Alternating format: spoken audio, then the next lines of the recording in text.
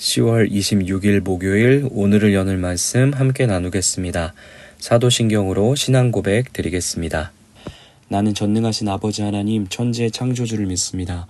나는 그의 유일하신 아들 우리 주 예수 그리스도를 믿습니다. 그는 성령으로 잉태되어 동정녀 마리아에게서 나시고 본디오 빌라도에게 고난을 받아 십자가에 못 박혀 죽으시고 장사된 지 사흘 만에 죽은 자 가운데서 다시 살아나셨으며 하늘에 오르시어 전능하신 아버지 하나님 우편에 앉아 계시다가 거기로부터 살아있는 자와 죽은 자를 심판하러 오십니다. 나는 성령을 믿으며 거룩한 공교회와 성도의 교제와 죄를 용서받는 것과 몸의 부활과 영생을 믿습니다. 아멘. 오늘 하나님께서 우리 가운데 주신 말씀은 사도행전 21장 27절부터 40절까지의 말씀입니다. 사도행전 21장 27절부터 40절까지의 말씀입니다. 우리 다 찾으셨으면 우리 함께 읽도록 하겠습니다.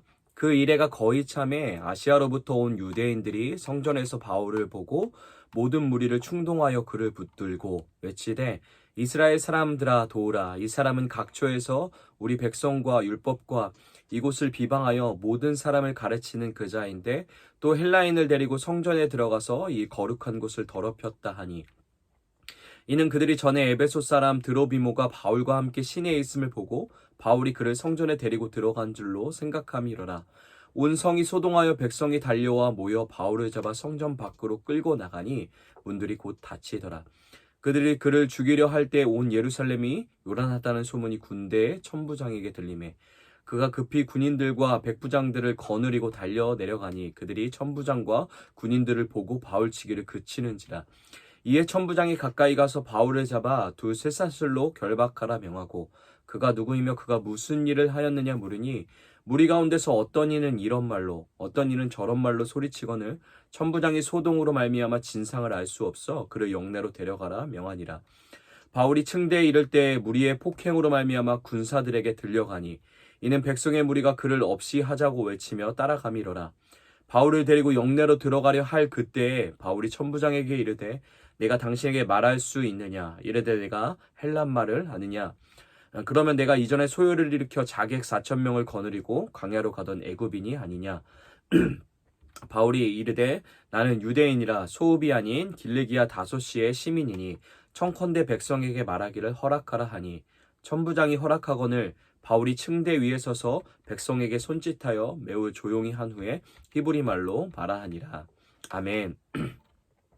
어제 우리가 말씀을 통해서 살펴봤듯이 바울이 긴 전도 여행을 마치고 예루살렘에 드디어 도착하게 되었습니다. 예루살렘은 어떤 면에서 바울에게 있어서 영적으로나 육적으로나 고향 같은 곳이었을 겁니다. 오랜 태지 생활을 마치고 자신에게 참 익숙하고 친근한 고향과 같은 곳으로 온 바울, 그리고 그에 더해서 예루살렘에 있던 형제들은 오랜 시간 사역으로 수고한 바울을 기쁘게 맞아주는데요. 그러나 이런 고향 같은 곳 예루살렘으로 오기 위한 바울의 선택과 여정은 결코 쉽지 않았습니다. 앞에서 살펴봤듯이 가슴이 찢어지는 듯한 정들었던 사람들과 이별을 맞이해야 했고 그 헤어짐은 어쩌면 다시는 이 땅에서 만나지 못할 수도 있는 완전한 이별이 될 수도 있었기 때문이죠. 왜냐하면 성령께서 바울이 예루살렘에 가게 되었을 때 어떤 결박과 죽임을 당할 것인지 바울뿐만 아니라 그를 사랑하는 함께하는 공동체에게도 생생하게 보여주셨기 때문인데요. 모두가 눈물로 바울을 말렸습니다. 그곳에 안 가면 안 되냐고, 헤어지기 싫다고, 이곳에서 경험하고 있는 은혜와 만남의 풍성함을 계속 함께 누리며 살아가자고 예루살렘을 향해 가려고 하는 바울의 바지가랑이를 부여잡고 울며 불며 매달리게 되죠. 이 결코 뿌리치기 쉽지 않은 사랑하는 형제들의 붙잡음을 뒤로하고 바울은 굳은 결심과 다짐을 가지고 드디어 성령의 인도에 따라 예루살렘에 도착하게 된 것입니다. 예루살렘에 도착한 바울은 야고보와 장로들에게 문안하고 하나님께서 어떤 은혜의 일들을 이방에게 행하셨는지 낱낱이 보고하는데요. 그리고 그것을 들은 예루살렘의 교회 형제들은 모두가 일제히 놀라운 일을 행하신 하나님을 찬양하며 영광 돌리게 되죠. 여기까지는 참 좋았습니다. 그런데 문제가 있었습니다. 고향과 같은 곳 예루살렘 안에, 그것도 바울과 같이 예수님을 믿게 된 유대 기독교들 안에 바울을 향한 거짓 뉴스들이 가득 퍼져 있었기 때문이죠. 바울이 모세를 배반하고 할례도 거부하며 관습도 지키지 말라고 이방인들에게 가르치고 있다라는 거짓 소문이 돈 것입니다. 사실은 바울은 그렇게 가르친 적이 한 번도 없음을 우리는 알고 있습니다. 바울이 거부한 것은 율법 자체가 아니라 율법주의였죠. 예수 그리스도의 피가 아니라 율법의 행위로 구원을 받는다고 생각했던 그들의 율법주의를 반대한 것이죠. 어찌되었든 이런 바울의 의도를 제대로 이해하지 못하고 왜곡된 시선으로 바울을 바라보던 유대 기독교인들의 마음을 진정시키고자 예루살렘 장로들은 바울에게 제안을 한 가지 하는데요. 어제 우리가 함께 살펴봤듯이 성원한 네 사람과 함께 결례를 받고 그 비용까지 내주어서 쉽게 말해서 바울이 율법 정신을 경건하게 지키고 있는 사람이라는 것을 의심하고 있던 자들에게 의식적으로 증명하고 보여주라는 것이었죠. 그런 장로들의 요구를 받아들여야 할 의무도 이유도 전혀 없던 바울이었지만 그래도 그는 예루살렘의 지도자들의 말을 따르기로 결정합니다. 그렇게 예루살렘의 지도자들의 가르침에 순종한 바울이 율법의 가르침대로 1회 동안, 곧 7일 동안 결례의 시간을 묵묵히 보냈습니다. 그리고 이제 이 모든 결례 시간이 끝났음을 공식적으로 제사장에게 인정받기 위해 성전으로 들어가는데요.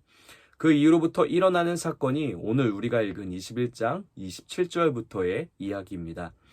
전체 내용은 이렇습니다. 바울이 이렇게 성전에 들어왔는데 어디로부턴가 큰 소리로 바울을 잡아 포박하라는 분노의 외침이 들려왔습니다. 그들은 아시아로부터 온 유대인이었는데 그들이 이렇게 분노에 차 바울을 잡아서 죽이려고 하는 이유는 이러했죠. 당시에는 성전이 이방인이 들어올 수 있는 곳과 이스라엘 사람, 곧 유대 사람들이 들어올 수 있는 곳이 엄격하게 나눠진 상태였습니다. 이방인들은 딱 성전에서 정해진 곳 외에는 들어갈 수 없었죠. 만약에 이스라엘의 들로 이방인이 들어갈 경우는 그가 로마인이라고 해도 예외 없이 가차없이 처형을 당하게 되는 법이 집행되던 시절이었습니다. 그런데 얼마 전에 바울이 예루살렘 시내 어디쯤에서 에베소 사람, 곧 이방 사람이죠. 드로비모와 함께 시내를 거닐고 있었던 것 같습니다. 그런데 그 모습을 아시아로부터 온 유대인들이 목격했습니다. 그런데 그들이 지레짐작으로 예루살렘 시내를 이방인과 함께 거닐던 바울이 성전 안 유대인의 뜰까지 이방인이었던 그들과 함께 와서 예배했다라고 거짓 선동을 한 것이었죠. 그들은 흥분을 가라앉히지 못하고 극도로 분노에 가득 차서 이런 바울이 성전과 율법과 우리 유대 백성을 모욕하고 더럽힌다라고 악을 질러댔습니다. 그리고는 바울을 잡아 성전 밖으로 끌고 가서 일제히 달려들어 함께 주먹질해서 죽이려고 했죠. 그대로 폭력이 멈추지 않았다면 아마 바울은 그 자리에서 죽었을지도 모릅니다. 그렇게 무차별적으로 손찌검을 당하던 바울의 의식이 점차 잃어갈 때쯤 우리의 머리와 예측으로 감히 기대할 수도 이해할 수도 없는 방법으로 하나님은 바울을 보호하시는데요. 이 폭동 소식이 예루살렘에 주둔하고 있던 로마 천부장의 귀에 들어가게 됩니다. 그들은 즉시 현장으로 출동하여 사태를 진정시키고 바울을 결박하고 체포하여서 무리들과 띄워놓았습니다. 그리고 그 사람들에게 어떻게 된 일인지, 무슨 일이 있었고 이 사람이 누구인지 물었지만 모두 일관되지 않은 대답 때문에 진상을 쉽게 파악할 수 없었죠. 이 때문에 천부장은 바울을 군 진영 안으로 옮겨서 신문하기 위해 그를 데려가려고 합니다. 그런 가운데도 유대인들은 여전히 분노에 가득 차서 바울을 잡아 죽이십시오 외쳐대며 계속해서 폭행을 가하게 되죠.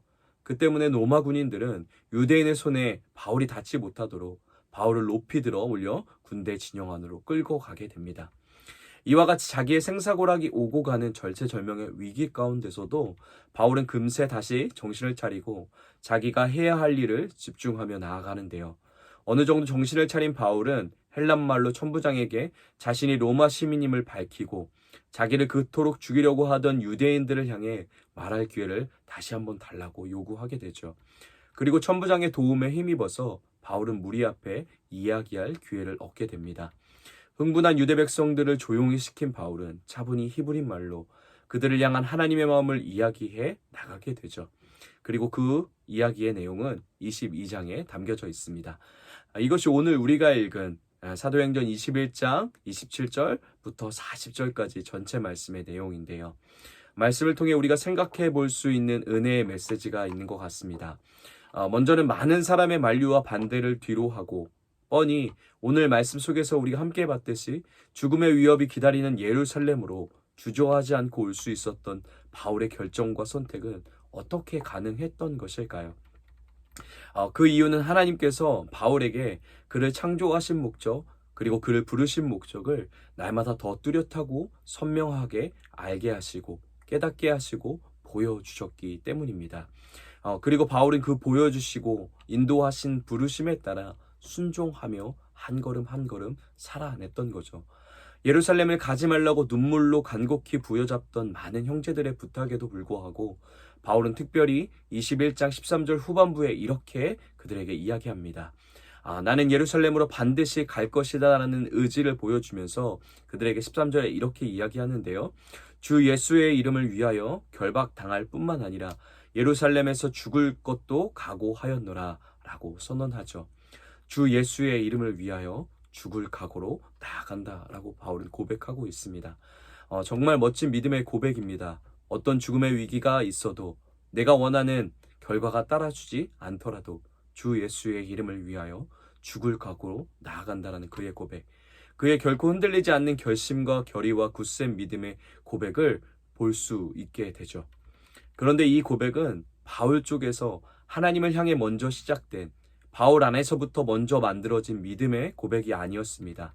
이 아름다운 고백은 사실 예수님이 바울을 처음 만나실 때 그에게 심어주신 바울의 부르심의 목적이었죠. 우리 사도행전 9장 15절 16절에 보면 주님이 바울에 대해 설명하시는 부분이 나오는데, 처음 사울이었던 바울을 만나실 때 주님이 그에게 말씀하시는 겁니다. 15절 16절에 보면 주님이 바울의 부르심의 목적을 이렇게 말씀하십니다. 이 사람은 내 이름을 이방인과 임금들과 이스라엘 자손들에게 전하기 위하여 택한 나의 그릇이라. 그가 내 이름을 위하여 얼마나 고난을 받아야 할 것을 내가 그에게 보이리라 하시니라. 아멘. 바울의 부르심을 아나니아에게 설명해 주시는 장면인데요. 주님의 이름을 위해 부르신 나의 부르심의 목적, 하나님이 나를 창조하신 목적, 주님이 그것을 날마다 바울과 동행하시며 뚜렷하게 알게 하신 겁니다. 그렇기에 대세가 어떠하든 상황이 어떠하든 혹 그것이 죽음이라는 이 땅에서 내가 맞이해야 하는 제일 어두운 결과가 기다린다 할지라도 그는 오늘도 그 부르심의 인도에 따라 나아간 것이죠. 사랑하는 에바더 공동체 여러분, 이 부르심의 인도가 하나님의 창조의 목적이 날마다 우리 공동체 모두에게 날이 갈수록 선명하고 뚜렷하게 비춰지길 소망합니다. 그래서 세상 모두가 대세가 하나님의 뜻에 반한 흐름대로 간다 할지라도 우리는 우리의 발의 등이요 우리의 길에 비치신 그분의 말씀에 따라, 그분의 말씀에 보여주신 우리의 부르심의 목적에 따라 흔들리지 않고 살아가는 우리 공동체가 되길 예수님의 이름으로 축복합니다. 그런데 그 존귀한 부르심의 인도를 따라 가는 삶이 결코 쉽지 않음을 우리는 바울의 인생을 통해 보게 됩니다. 성령께서 이미 많은 시간을 통해 예루살렘으로 가면 큰 고난과 환난을 당할 것이라고 알려주셨지만, 나름 고난의 전문가였던 바울도 예루살렘에서 만나는 고난은 참 쉽지 않았을 것 같습니다. 그리고 그것이 부르심의 인도를 따라 최선을 다해 열심을 다해 달려온 나의 마지막 종착지이고 결과이기에 어떤 면에서는 사람인지라 굉장히 허탈하고 서운함이 몰려왔을 수도 있을 것 같습니다. 그렇게 인생에서 어쩌면 제일 큰 시련과 아픔의 시간을 예루살렘이라는 곳에서 보낸 바울인데요. 그런데 오늘 본문의 바울이 갔던 길을 보면 예수님이 십자가를 향해 가셨던 길과 매우 닮았음을 우리는 쉽게 발견해 볼 수 있습니다. 현실의 눈으로 보면 인생에서 가장 혹독하고 또 어떤 누구도 내 옆에 남아있지 않는 지독한 외로움을 느끼는 죽음과 같은 인생의 시간 위를 바울은 걸어가고 있는 것이 사실이고 현실입니다. 그런데 은혜의 시선으로, 은혜의 시각으로 보면 지금 그 순간이 인생에서 가장 예수님의 마음을 잘 느낄 수 있는, 나를 구원하시고자 나를 사랑하셔서 가셨던 예수님의 십자가를 길을 가장 깊이 있게 이해하고 그 사랑의 마음을 가장 깊이 있게 느끼며 경험할 수 있는 길을 바울은 가고 있는 것이죠. 인생의 가장 추운 계절 위에서 나를 향한 예수님의 사랑을 가장 농도 진하게 이해하고 경험하며 만나게 된 것입니다. 그렇게 나를 향한 예수님의 십자가의 사랑을 온 마음과 몸과 삶으로 경험하고 느꼈기에 나를 그토록 때렸던 어쩌면 원수 같은 존재인 유대인들을 향해서도 끝까지 존귀한 예수님의 사랑을 전하는 일을 바울은 멈추지 않을 수 있었던 거죠. 죄인 중에 괴수인 나를 사랑하셨던 예수님처럼 말입니다. 하나님의 부르심에 따라 걸어가는 그 길은 좋은 일만 가득한 꽃길이 아닐 수도 있을 겁니다. 그러함에도 하나님은 그 부르심의 길로 우리를 끊임없이 초청하십니다. 왜냐하면 주님이 가셨던 그 길 위를 우리가 따라 걸어가길 원하시고 그 길 위에서 만나게 되는 우리를 향한 하나님의 사랑이 너무나 따뜻하고 아름답고 우리를 가장 복된 존재가 되게 하기 때문일 것입니다.